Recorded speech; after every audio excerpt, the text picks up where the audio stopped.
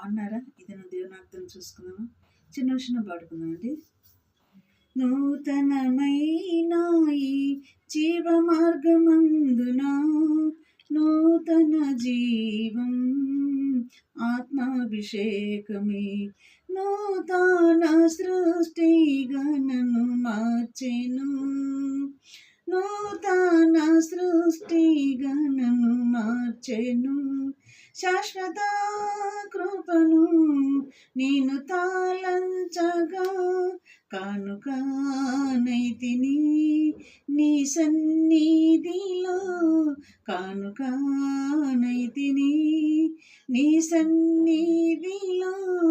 శాశ్వత కృపను నీ తాళంచగా. దేవుని ఆజ్ఞను చూస్తున్నాండి. దినం మొదటి దినవృత్తాంతాల గ్రంథము 4వ అధ్యాయము 10వ వచనం చూసుకున్నామండి. ఎబ్బేజు అని పేరు పెట్టబడెను, ఎందుకంటే తన తల్లి వేదనతో కన్నది ఎబ్బేజును.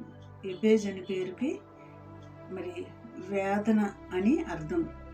ఇక్కడ ఎబ్బేజు చేస్తున్న ప్రార్థన మనం చూద్దామండి. ఎబ్బేజు ఇశ్రాయేలు దేవుని గూర్చి మొరపెట్టి నీవు నన్ను నిశ్చయముగా ఆశీర్వదించాలి అని ప్రార్థన చేస్తున్నాడు ఎబ్బేజు.